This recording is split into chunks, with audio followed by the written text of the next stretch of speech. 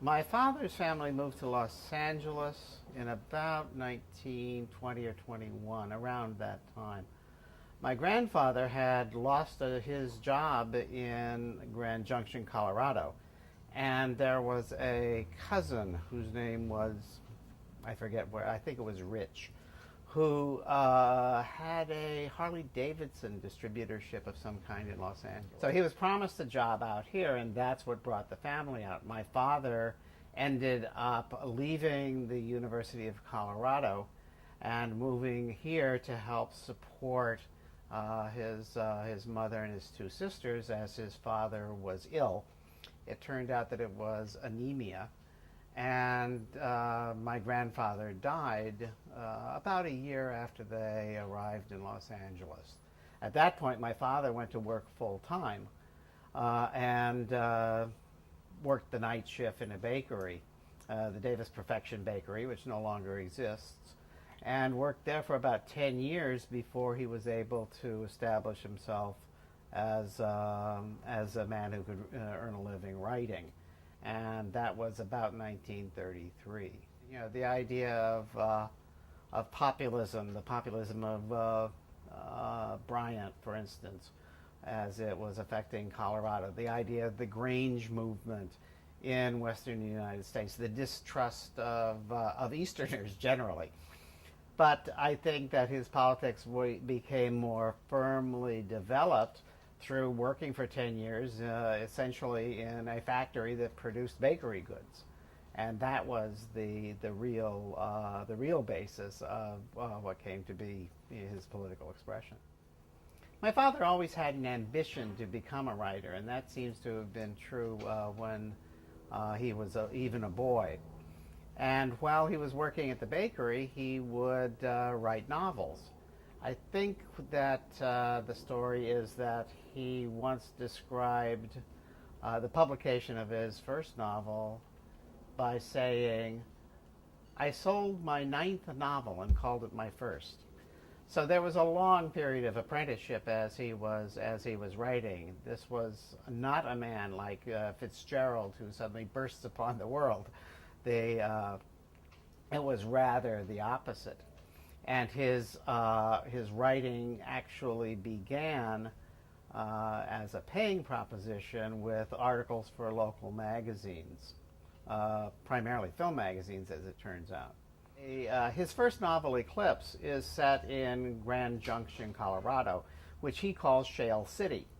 And Shale City shows up several other times in his work as a setting. Eclipse was not well received in Grand Junction, where many of the local residents seemed to see reflections of themselves in the novel, reflections which they didn't find flattering. Recently, the novel was republished, so that it is now available for anybody who really wants to find it. They have to go to the Mesa County Public Library, which published it. Yeah, it's hard to describe, in a sense, his motivation. I'm sure part of it was that he wanted to get out from under his father's family, in a sense. One of his sisters was 7 years younger than he, so she was 13 when my grandfather died, and the other was perhaps 9. So in a sense, he was raising a family and had that obligation. And the idea that he would be working the night shift in a bakery for the rest of his life was not something that really agreed with him. He had always had energy and ambition, and the only way that he could see to channel that was really through the writing, because writing is actually something that anybody can do. It's a cheap medium. You need pen and paper, and that's about it. And the opportunities are there. If you can become published, that was the goal. Also, he enrolled every once in a while at UCLA or USC, but was unable really to put together any kind of college credits, toward a degree. And that was something that he always felt bad about. He never felt he quite measured up, that he had the education or the learning that other people had. And in a sense, when he marries, which is, how old is he then? Perhaps, no, he's in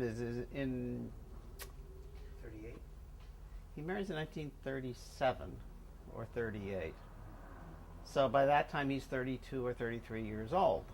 And he always sees other men his age as already established, having a family, all of that sort of thing. So in a sense, he's always behind catching up. One of the things that's interesting is that once he gets started, publishing his first book in 1933 or 1934, by 1940, he's published 3 novels, won a National Book Award, and written about 20 screenplays. So once he takes off, It's very, he's been nominated for an Oscar also. So he has, a sort of a brilliant 7 years beginning, and finds himself in 1940 as, as a hot writer. He, National Book Award, Academy Award nomination, and a substantial body of work behind you. My father's desire to succeed, I think, was primarily fueled by his mother, and that it was she who always had expectations of him, and he strove to fulfill them. His father was a man that he admired, but my grandfather was not an ambitious man. He was not a 1920s go-getter. He didn't actually think that was terribly important. My father, on the other hand, wanted many things that he didn't see himself having or getting. And I think that was a further spur to whatever ambition he had. It was my grandmother who had the ambition for my father, and which he willingly took up. His father was a man that he admired, but not a man of ambition. In fact, those matters of that kind didn't really carry a great deal of weight with him. Supporting a family did, getting by did, but succeeding in the world didn't seem to be anything that his father was particularly moved by. I think that my father's life could have gone different places. And obviously, the big change is moving from Colorado to Los Angeles. All of his life, he had lived in Colorado, so that was his place in a sense. He had gone to college in Boulder, which is of course across the Rocky Mountains from where he grew up. But he was centered in Colorado-centric in a sense. So that moving to Los Angeles was a very different proposition. It was a different economic climate, obviously. Grand Junction is, while it's the largest town and was at that time, west of the Rockies in Colorado, it's not a great commercial center of any kind. So that switch is small town to big city, and that in itself is a jarring change. And you have a whole different sense of community than you would have in Grand Junction. My father's grandfather was also was interestingly enough a lawman. That was his profession. But he would also, I think he ran for sheriff and that sort of thing at different points in the, I would guess, the last quarter of the 19th century. So he was a political man in that sense, while his father was not particularly. The politics were always local, and as they are today. Anyone will say politics is local. And so that it had to do with land, it had to do with independence, it had to do with the individual spirit, all of those things. Ideas that are primarily 19th century.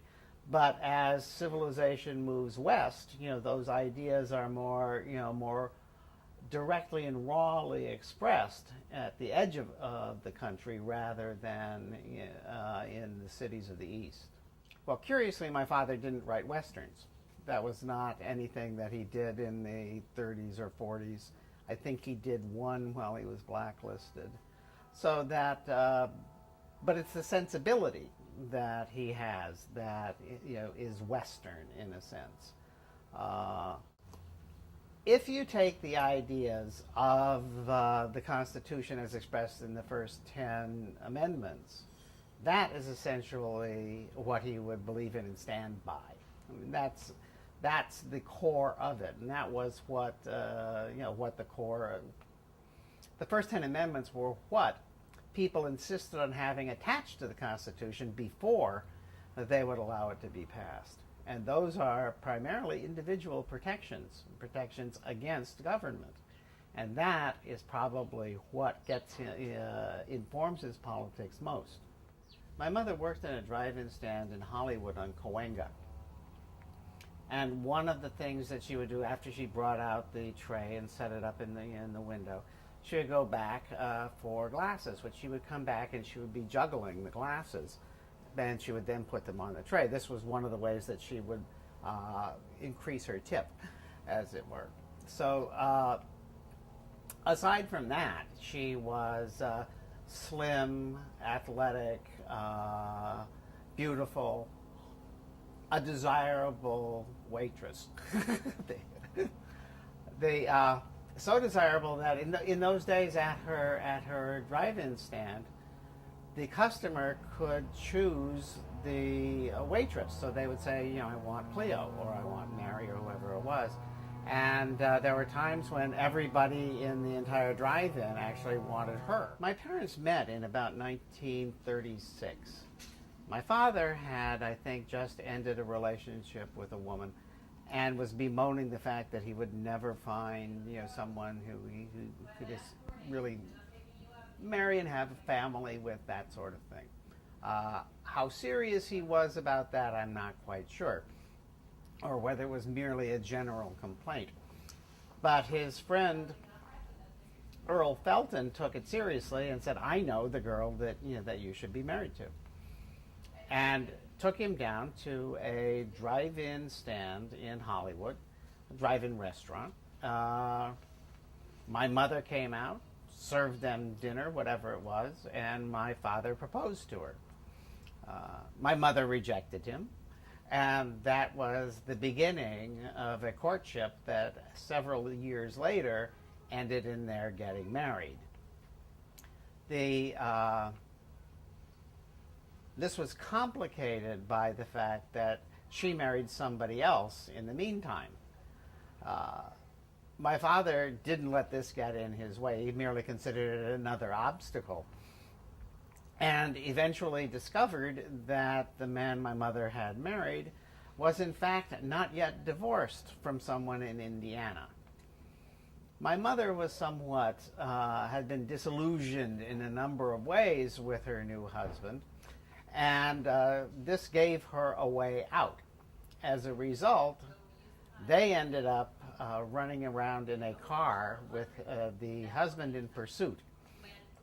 I don't think my father actually thrived on obstacles so much as he regarded obstacles as problems to be solved. He was result-oriented in the sense that he had an end in mind, and everything that stopped him from getting to the end was something to be solved. It's like, let's put it this way. It is a Western idea in the sense that you need to take action, at a particular time. You can't refer to theory. You don't get to go and hire experts. You have to do it yourself at the time. That's ranching, for instance, and his grandfather, as well as being a lawman, was a rancher. So that there is a spirit of independence and an idea of, let's see if we can't do something about this, that he always carries with him.